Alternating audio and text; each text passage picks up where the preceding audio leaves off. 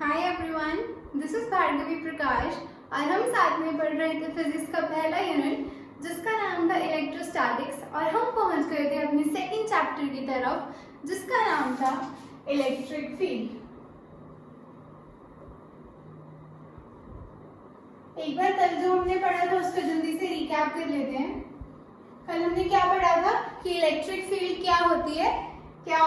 एक चार्ज था हमारे पास, तो इसके स्पेस में जितनी भी ये जो एरिया होता है यहाँ पर क्या होता है, या तो अट्रैक्शन होती है या फिर रिपल्शन होती है। ठीक है, तो हमने क्या डेफिनेशन बनाई थी, it is the space around the charge where the forces of attraction और रिपल्शन कम इनटू प्ले। इसके बाद हमने क्या किया था, हमने फोर्स निकाली थी, यानी कि इलेक्ट्रिक फील्ड इंटेंसिटी निकाली थी। ये कैसे निकाली थी हमने, सिंपल सा बताया था। हम फोर्स निकाल रहे थे, किस पे निकाल रहे थे, टेस्ट चार्ज पे। तो ये हमारा बन के आया था, ई का फॉर्मूला क्या बनकर आया था कि force on test charge upon test charge. तो ये हमारे पास निकल कर कितना आया था, के क्यू अपॉन में आर स्क्वायर, बड़ा क्यू या छोटा क्यू उससे फर्क नहीं पड़ता। ठीक है, तो इससे हमें क्या पता लगा कि क्या होता है, जो इलेक्ट्रिक फील्ड होती है इसकी इंटेंसिटी क्या होती है, इतनी होती है। और क्या पढ़ा था हमने कि अगर कोई पॉजिटिव चार्ज है तो वो रेडियली आउटवर्ड देता है, बाहर की तरफ धक्का मारता है, और कोई नेगेटिव है तो वो उसे अपनी तरफ खींचता था, यानी कि रेडियली इनवर्ड। कल मैंने एंड में आपको बताया था, ये तो हमने किसके लिए निकाली थी, एक चार्ज के लिए, यानी कि हमारे पास क्या था, एक वक्र था जिसे हम क्या बोलते हैं, अपना टेस्ट चार्ज बोलते हैं। और इस पे हमने क्या निकाली थी, इलेक्ट्रिक फील्ड इंटेंसिटी। बट अब हमें क्या निकालना है कि अगर हमारे पास बहुत सारे चार्जेस गिवन है तो हम कैसे उसके ऊपर इलेक्ट्रिक फील्ड इंटेंसिटी जो है हमारी, वो हम कैसे कैलकुलेट करेंगे। तो मान लीजिए कि अब हमारे पास एक बंदे हैं, दो बंदे हैं, तीन बंदे हैं, तो वो मिलके कितनी इंटेंसिटी लगा रहे हैं, वही हमें क्या करना है, चार्ज के केस में करना है। अगर ये मेरे पास प्लस Q1 है, ये माइनस Q2 है, ये Q3 है और ये माइनस Q4 है, तो क्या किया हमने, यहाँ पर एक पॉइंट कंसिडर कर लिया P, जहां पर हमने क्या करना है, इलेक्ट्रिक फील्ड इंटेंसिटी को क्या करना है, कैलकुलेट करना है। Find electric field intensity at this point. क्या बताया मैंने, ये हमारे पास चार चार्जेस ले लिए मैंने, होंगे कहाँ तक, n तक होंगे, यानी कि Qn तक होंगे। और हमने ये पॉइंट ले लिया P कहीं पे भी, यहाँ पे यहाँ पे यहाँ पे यहाँ पे कहीं पर भी ले सकते हो आप इसे। और यहाँ हमें क्या निकालनी है, हमारी इलेक्ट्रिक फील्ड इंटेंसिटी। तो वो कैसे निकलेगी, ये प्लस Q1 है तो ये क्या करेगा, इस तरह से फोर्स लगाएगा और इसकी फोर्स की डायरेक्शन कहाँ जाएगी, रेडियली आउटवर्ड, क्योंकि क्या है, हमारा पॉजिटिव चार्ज है, ये हमारा नेगेटिव चार्ज है, तो ये भी इस पे कुछ क्या करेगा, इलेक्ट्रिक फील्ड इंटेंसिटी छोड़ेगा, बट इसकी क्या होगी, रेडियली इनवर्ड होगी। क्यों होगी, क्योंकि ये एक नेगेटिव चार्ज है और नेगेटिव चार्ज क्या कर रहा था, टेस्ट चार्ज को अपनी तरफ खींच रहा था और पॉजिटिव चार्ज अपने से दूर फेंक रहा था। वापस ही हमारे पास एक पॉजिटिव चार्ज है तो ये रेडियली आउटवर्ड निकालेगा अपनी फील्ड, और ये नेगेटिव चार्ज है तो ये क्या करेगा, अपनी तरफ करेगा। तो इसको हम मान लेते हैं E1, इसको हम मान लेते हैं E2, ये हो गया हमारा E3 और ये हो गया हमारा E4। ठीक है, तो हमने क्या किया, इस पॉइंट पे अलग अलग चार्जेस की वजह से क्या कर लिया, इलेक्ट्रिक फील्ड इंटेंसिटी निकाल ली। और जब हमें टोटल निकालनी होती है तो हम क्या करते हैं, टोटल का मतलब होता है क्या है, सम कर देना। और यही कि हमने कहाँ किया था, पहले यूनिट में किया था, वहां हमने क्या पढ़ा था, अपना प्रिंसिपल ऑफ सुपरपोजिशन। याद आया कि नहीं आया, अगर नहीं आया तो ये वाली वीडियो जाके प्लीज देख लेना, इसका लिंक डिस्क्रिप्शन में है। ठीक है, तो हमने क्या करना है, वापस से प्रिंसिपल ऑफ सुपरपोजिशन लगा देना है। तो प्रिंसिपल ऑफ सुपरपोजिशन क्या कहता है कि जो ई नेट है, यानी कि जो टोटल इलेक्ट्रिक फील्ड इंटेंसिटी है, किसकी वजह से, due to to a group of charges. कहां पर है? At a point.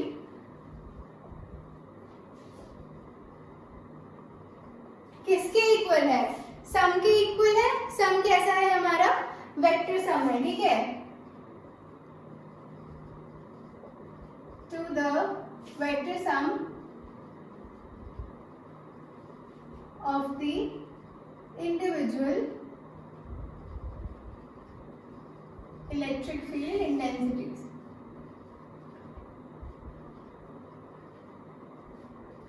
क्या पढ़ा हमने?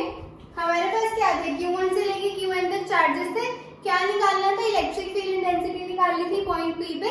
पॉइंट P पे निकालने के लिए हमने क्या किया? इंडिविजुअली देखी, वही लिखा. Due to individual electric field intensity निकाली हमने. E1 E2 E3 E4 से लेके En तक कुछ होगी. फिर हमने क्या किया? जो group of charges at a point is equal to the vector sum of the individual electric field intensities. यानी कि क्या बना? जो हमारा E नेट हुआ वो इस डेफिनेशन के हिसाब से क्या हुआ? E1 plus E2 plus E3 plus E4 से लेकर कहां तक? हमारा En तक. अब ये जो हमारा प्रिंसिपल और सुपरपोजिशन है, ये किससे मिलता जुलता है? फोर्स से. फोर्स के केस में हम क्या करते थे? हम लोग हमारे पास क्या होता था? बहुत सारे चार्जेस होते थे, Q1 Q2 Q3 से लेकर Qn तक. इस केस में हम क्या करते थे? एक Q0 हमारा जो बकरा चार्ज यानी कि टेस्ट चार्ज होता है उसे यहाँ पर रखते थे, और ये सब इस पर कितनी फोर्स लगा रहे हैं ये हम क्या करते थे? कैलकुलेट करते थे. तो हमारी F नेट कितनी आती थी? F1 plus F2 plus F3 से लेके Fn तक. तो यही सेम प्रिंसिपल हमने क्या किया है? यहाँ पे लगाया है. यहाँ पे सिर्फ फर्क क्या है? Q0 का. यहाँ पे हम सिंपली एक पॉइंट पे निकाल रहे हैं, किसी चार्ज के ऊपर फील्ड इंटेंसिटी कितनी है वो नहीं निकाल रहे हैं. लेकिन जो फोर्स का कंसेप्ट था उसमें हम क्या करते थे? एक टेस्ट चार्ज कंसिडर करते थे, और उस पे कितनी फोर्स लग रही होती थी उसका हम क्या कर देते थे? वेक्टर सम कर देते थे. ठीक है, तो प्रिंसिपल और सुपरपोजिशन वहां पे भी यही था, यहाँ पर भी ये डिफरेंस इसका है Q0 का है, और कोई डिफरेंस नहीं है. तो इसमें क्या कर लेंगे? वैल्यू पुट कर लेंगे. क्या बन जाएगा? इलेक्ट्रिक फील्ड का फॉर्मूला अभी भी मैंने बताया. क्या होता है? KQ1/r². ठीक है, ये डिस्टेंस आप r1 ले लेंगे, फिर KQ2/r2², KQ3/r3 का स्क्वायर, प्लस करते करते क्या हो जाएगा? KQ1/rn का स्क्वायर. तो ये आ गया हमारे पास electric field intensity due to a group of charges acting at a single point. तो ये था हमारा पूरा का पूरा आर्टिकल. अब हम थोड़ा आगे चलते हैं. अब हमें क्या करना है? कंटिन्यूअस चार्ज डिस्ट्रीब्यूशन याद है आप लोगों को? मैंने आपको बताया था कि जो हमारा चार्ज होता है छोटे लेवल पे तो हम क्या करते हैं? उसे क्या कंसिडर करते हैं? क्वांटाइज लेते हैं. यानी कि 1 इलेक्ट्रॉन 2 इलेक्ट्रॉन 3 इलेक्ट्रॉन से लेके 10 या 1000 या n इलेक्ट्रॉन्स क्या होते हैं? ट्रांसफर होते हैं, जिसकी वजह से क्या होता है? हमारा चार्ज आता है किसी बॉडी के ऊपर. बट हमने फिर क्या बोला था? लेकिन अगर हम बहुत बड़े उस पे लेकर चल रहे हैं तो चार्ज क्या था? कंटिन्यूस की तरह बिहेव कर रहा था. तो हमने क्या पढ़ा था? Continuous distribution of charges. अब कंटिन्यूस डिस्ट्रीब्यूशन ऑफ चार्जेस में हमने क्या पढ़ा था? 3 चीजें पढ़ी थी. लीनियर चार्ज डेंसिटी, और क्या था? सरफेस चार्ज डेंसिटी, और एक थी हमारी वॉल्यूम चार्ज डेंसिटी. अगर आप लोगों ने ये वाली वीडियो भी नहीं देखी है तो इसका लिंक भी मैं डिस्क्रिप्शन में दे दूंगी. ये वीडियो जरूर देख लेना, वरना ये आर्टिकल समझ में नहीं आएगा. इसे हम डिनोट करते थे लैम्डा से. ये क्या होता है? हमारा चार्ज पर यूनिट लेंथ होता है. ये होता है हमारा सिग्मा. ये होता है हमारा चार्ज पर यूनिट एरिया, और ये होता है हमारा रो, चार्ज पर यूनिट वॉल्यूम. तो ये सारी चीजों को यूज करके हमने क्या निकाला था? फोर्स निकाली थी due to continuous distribution of charges. और आज हम क्या निकालेंगे? इलेक्ट्रिक फील्ड इंटेंसिटी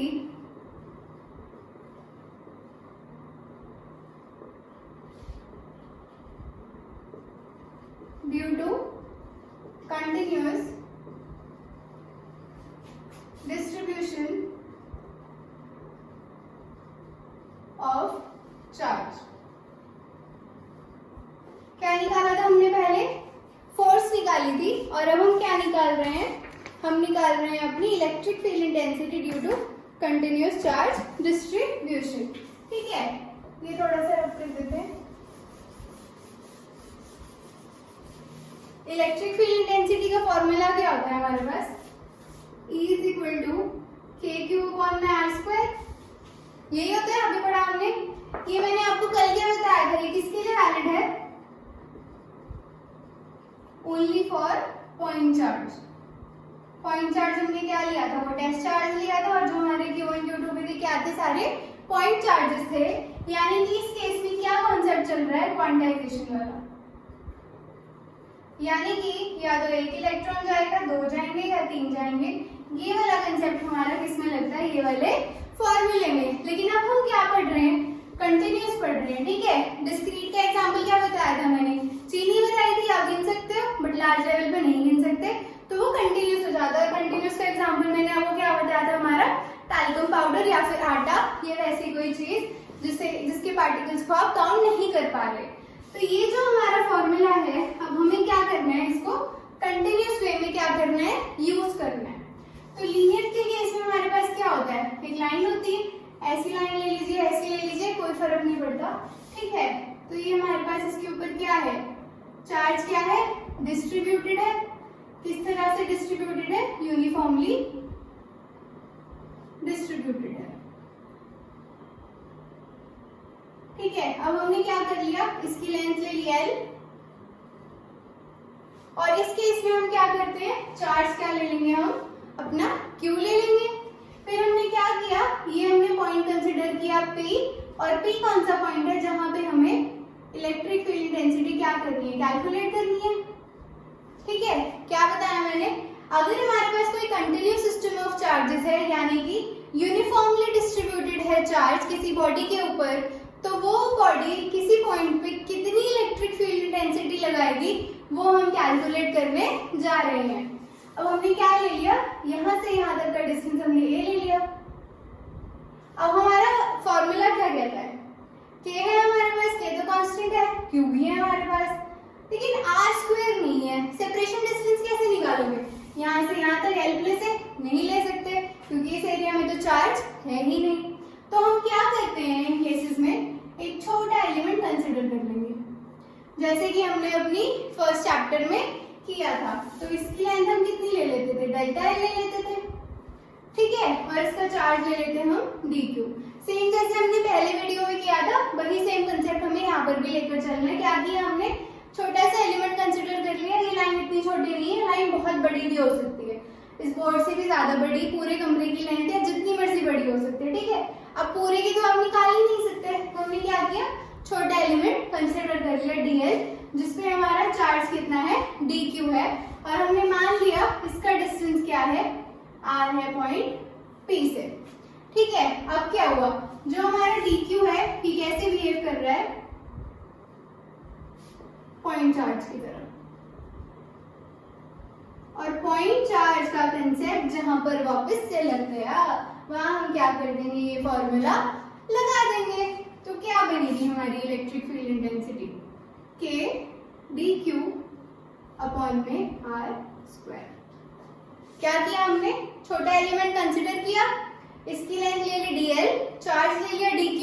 dq कैसे बिहेव कर रहा है? पॉइंट चार्ज की तरह बिहेव कर रहा है, क्योंकि एलिमेंट क्या है? बहुत ही छोटा है, और जहां पॉइंट चार्ज कंसेप्ट वापस से लग जाए तो ये क्या हो जाएगा? वैलिड हो जाएगा। ये फॉर्मूला हमने क्या कर दिया? यहाँ पर लगा दिया, बस चार्ज हमारा क्या था? dq था। ये तो हमने क्या निकाली? de निकाली है। de मतलब इस छोटे एरिया में क्या निकाला हमने? इलेक्ट्रिक फील्ड इंटेंसिटी निकाल ली। बट हमें निकालनी किसके लिए? पूरी लेंथ के लिए। तो जो हमें छोटे से बड़े पे जाना होता है, तो हम क्या कर देते हैं? इसको इंटीग्रेट कर देते हैं। तो इंटीग्रेट करने के लिए बस इंटीग्रेशन का क्या कर देंगे हम लोग? साइन लगा देंगे। साइन लगाने से हमारे पास क्या आ जाएगा? जो हमारी e आएगी वो क्या आएगी? इंटीग्रेशन ऑफ de, यानी कि integration of k dq upon में r स्क्वायर। कहाँ से कहाँ तक कर रहे हैं हम, 0 से लेके L तक, यानी कि पूरी लेंथ के लिए। अब इसमें दिक्कत क्या है, dq तो इंटीग्रेट होगा ही नहीं क्योंकि टर्म्स किस में है, L लेंथ में है, r है तो डिस्टेंस, बट इंटीग्रेशन कैसे टर्म्स में होती है, dx में होती है, dy में होती है, dz में होती है, लेकिन यहाँ तो हमारे पास d वाली कोई टर्म है ही नहीं, इसलिए हमें क्या करना पड़ेगा, dq को सब्स्टिट्यूट करना पड़ेगा। और सब्स्टिट्यूट कहाँ से होगा, इस फॉर्मूले से होगा। ये क्या है, हमारी लीनियर चार्ज डेंसिटी है। यहाँ से dq मिल दिख रहा है हम लोगों को, तो dq क्या बन जाएगा, लैम्डा इंटू dl। तो ये हम यूज करके कहाँ पुट कर लेंगे, यहाँ पुट कर लेंगे, तो ये क्या बन जाएगा, 0 से लेकर L के लैम्डा dl अपॉन में r स्क्वायर। अब k कांस्टेंट है और r भी क्या है, कांस्टेंट है, यानी कि इंटीग्रेशन से बाहर निकल जाएगा।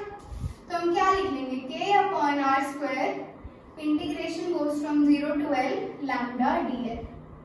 तो ये आ गया हमारे पास हमारा A। किस केस में, लीनियर चार्ज डिस्ट्रीब्यूशन में।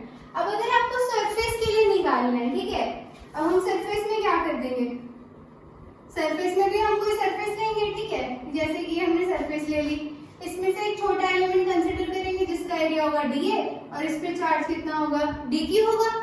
बस ये जो dq हमारे पास एक्सप्रेशन निकल के वही सेम आएगा, क्या आएगा, E is equal to D का इंटीग्रेशन 0 से a चलेगा, पूरे एरिया के लिए लेंगे क्योंकि क्या है, सरफेस चार्ज डिस्ट्रीब्यूशन है, तो k dq अपॉन में r स्क्वायर, r हमारा वही डिस्टेंस है जो इस सरफेस से होगा किसी पॉइंट p तक, ठीक है। तो हम वापस से क्या करेंगे, dq को सब्स्टिट्यूट करेंगे, इस बार ये वाला फॉर्मूला यूज करके, कौन सा, सरफेस चार्ज डिस्ट्रीब्यूशन का फॉर्मूला, ठीक है। तो यहाँ से dq आ जाएगा हमारे पास सिग्मा इंटू dl। तो हम यहाँ क्या सब्स्टिट्यूट कर देंगे, k अपॉन r स्क्वायर हमारा क्या आ जाएगा, बाहर आ जाएगा, क्योंकि क्या है, इंटीग्रेट नहीं कर सकते इसको, तो हमने क्या कर लिया, बाहर निकाल लिया। तो क्या बचा, dq की वैल्यू हमने क्या कर दी, सिग्मा इंटू dA पुट कर दी, ठीक है। इसके बाद हम सिमिलरली क्या कर लेंगे, वॉल्यूम के लिए निकाल लेंगे। ये किस लिए है हमारा, ये हमारा LCD था, ये हमारा सरफेस चार्ज है, और यहाँ हम क्या निकाल रहे हैं, वॉल्यूम चार्ज डिस्ट्रीब्यूशन। तो इसका फॉर्मूला भी हमारे पास सिमिलरली क्या निकल कर आएगा, k upon r square integration goes from 0 to v, यानी कि पूरी वॉल्यूम के लिए बस इसकी जगह dq क्या हो जाएगा हमारा, रो dv। तो यहाँ हम क्या लिख देंगे, रो dv। आसान है, क्या किया हमने, एक बार फिर से रिवाइज कर लेते हैं। हमने ली थी एक लाइन ली हमने, जो लीनियर, जिसपे क्या है, चार्ज है, कैसा है, यूनिफॉर्मली डिस्ट्रीब्यूटेड है। उसके बाद हमने क्या किया, इस पे पूरा चार्ज था Q, इसका लेंथ थी L थी, हमने क्या किया, छोटा एलिमेंट कंसीडर किया जिसपे चार्ज क्या था, dq था, और उसकी लेंथ कितनी थी, dl थी। उसके बाद पॉइंट P क्या था, a डिस्टेंस पे था, लेकिन हमने अपना एलिमेंट कंसीडर करके उसका डिस्टेंस कितना ले लिया, r ले लिया, तो dq क्या बन गया हमारा, पॉइंट चार्ज बन गया, और kq अपॉन r स्क्वायर का फॉर्मूला क्या हो गया, वापस से वैलिड हो गया। वैलिड होने की वजह से हमने यहाँ से पुट किया, dq क्या था हमारा, इंटीग्रेट नहीं हो पा रहा था इसमें से कोई भी टर्म, तो हमने इसे क्या किया, सब्स्टिट्यूट किया, कहाँ से, LCD के फॉर्मूले से, जो हमने लास्ट यूनिट में यानी कि लास्ट चैप्टर में पढ़ा था। सिमिलरली हमने निकाल लिया सरफेस के लिए, और वैसे ही हमने निकाल लिया वॉल्यूम के लिए, ठीक है। तो आज हमने 2 टॉपिक कवर कर लिए। पहला टॉपिक क्या था, हमने एक पॉइंट पे काफी सारे चार्जेस की वजह से क्या किया, इलेक्ट्रिक फील्ड इंटेंसिटी को कैलकुलेट किया। किससे कैलकुलेट किया, प्रिंसिपल ऑफ सुपरपोजिशन से कैलकुलेट किया। वो क्या कहता है कि जो टोटल इंटेंसिटी आएगी वो क्या होगी, वेक्टर सम होगी इंडिविजुअल इंटेंसिटीज की। और ये हमने क्या पढ़ लिया, electric field intensity due to uniform charge distribution in case of linear surface and volume charge distribution. तो ये था हमारा आज का लेक्चर। अगर आपको लेक्चर अच्छा लगा हो तो चैनल को लाइक, शेयर और सब्सक्राइब जरूर कर देना। और अगर आपको कोई क्वेश्चन हो तो आप नीचे कमेंट करके मुझे बता सकते हैं। Thank you so much.